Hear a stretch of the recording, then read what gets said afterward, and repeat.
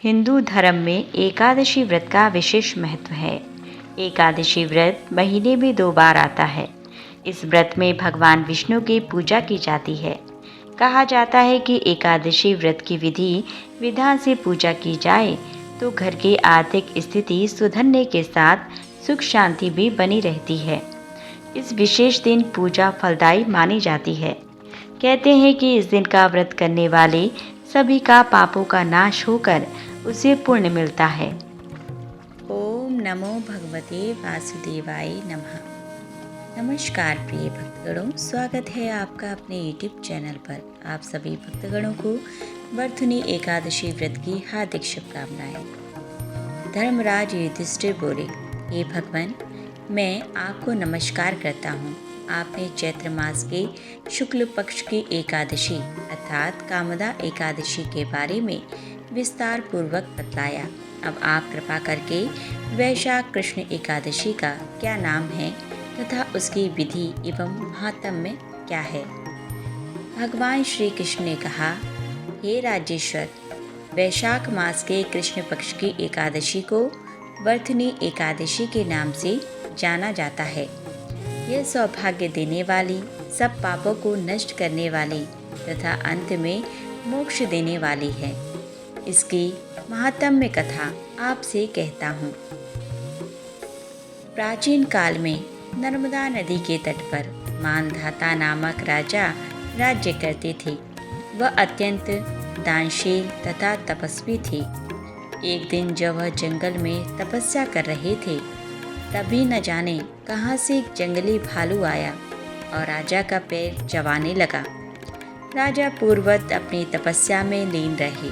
कुछ देर बाद पैर चबाते चबाते भालू राजा को घसीटकर पास के जंगल में ले गया। राजा बहुत घबराया, मगर तापस धर्म अनुकूल उसने क्रोध और हिंसा न करके भगवान विष्णु से प्रार्थना की। करुण भाव से भगवान विष्णु को पुकारा।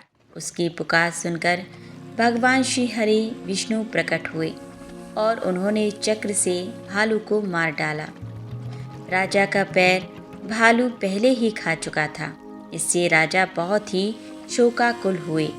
उन्हें दुखी देखकर भगवान विष्णु बोले, हे वत्स, शोक मत करो, तुम मथुरा जाओ और वर्धुनी एकादशी का व्रत रखकर मेरी वराह अवतार की मूर्ति की पूजा करो। उसके प्रभाव से पुनः सुदृढ़ अंगों वाले हो जाओगे। इस भालू ने तुम्हें जो काटा है, यह तुम्हारे पूर्व जन्म का अपराध था। भगवान की आज्ञा मानकर राजा मानधाता ने मथुरा जाकर श्रद्धापूर्वक वर्धुनी एकादशी का व्रत किया। इसके प्रभाव से राजा शीघ्र ही पुनः सुंदर और संपूर्ण अंगों वाला हो गया। इसी एकादशी के प्रभाव से राजा मानधाता स्वर्ग गए थे। जो भी व्यक्ति भय से पीड़ित है, उसे वर्धुनी एकादशी का व्रत रखकर भगवान विष्णु का स्मरण करना चाहिए। इस व्रत को करने से समस्त पापों का नाश होकर मोक्ष मिलता है। प्रिय भक्तगणों, अब हम जान लेते हैं वर्धुनी एकादशी का शुभ मुहूर्त। एकादशी तिथि की शुरुआत 3 मई शुक्रवार को रात 11:24 से शुरू होगी और तिथि का समापन 4 मई शनिवार को रात 8:38 पर होगा।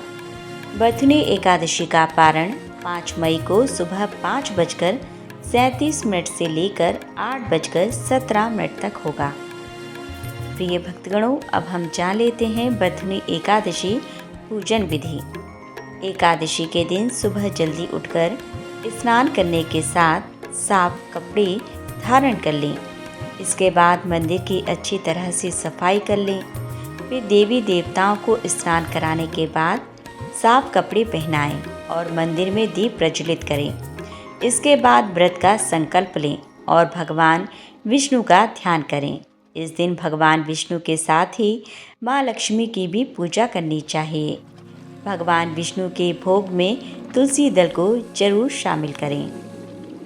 प्रिय भक्तगणों, अब हम जान लेते हैं वर्धुनी एकादशी के दिन किए जाने वाले उपायों के बारे में। इस दिन उपवास रखना बहुत उत्तम होता है। अगर उपवास ना रख पाएं तो कम से कम अन्न ना खाएं। भगवान कृष्ण के मधुसूदन स्वरूप की उपासना करें। उन्हें फल और पंचामृत अर्पित करें। उनके समक्ष मधुराष्टक का पाठ करना सर्वोत्तम होगा। अगले दिन सुबह अन्न का दान करके व्रत का पारायण करें।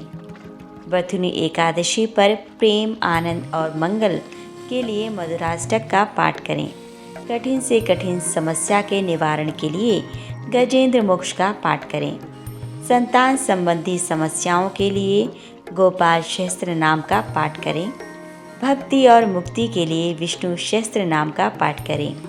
पापों के प्रायश्चित के लिए भगवत गीता के 11वें अध्याय का पाठ करें। प्रिय भक्तगणों, आइए जानते हैं एकादशी व्रत में वो कौन से कार्य हैं जिसे हमें इस दिन करने से बचना चाहिए। तुलसी का पत्ता ना तोड़ें। एकादशी के व्रत के दिन तुलसी के पत्ते को नहीं तोड़ना चाहिए। तुलसी को विष्णु भगवान के साथ और भी देवताओं की पूजा में विशेष रूप से पवित्र माना जाता है। इसीलिए एकादशी के दिन गलती से भी तुलसी के पत्ते को नहीं तोड़ना चाहिए, नहीं तो आर्थिक संकट आपको घेर सकते हैं।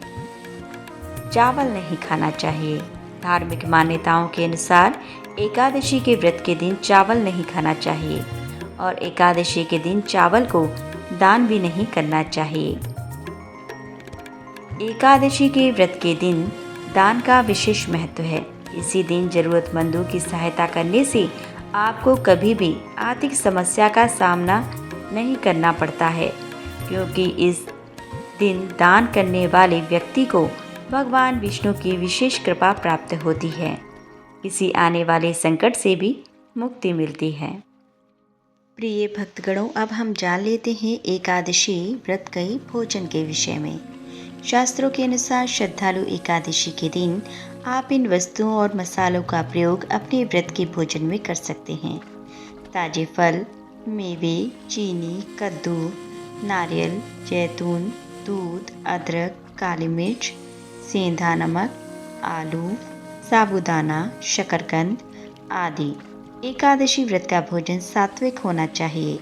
कुछ व्यक्ति यह व्रत बिना पानी पिए संपन्न करते हैं, जिसे निर्जला एकादशी के नाम से जाना जाता है। प्रिय भक्तगणों, आज की यह वीडियो यहीं संपन्न होती है। आशा करती हूँ कि आपको यह वीडियो अवश्य ही पसंद आई होगी। यदि पसंद आई है तो हमारी वीडियो को लाइक ज़रूर करें, और यदि आप भविष्य में इसी प्रकार की और वीडियो देखना चाहते हैं तो हमारे चैनल को सब्सक्राइब अवश्य कर लें। पूरा वीडियो वॉच करने के लिए धन्यवाद।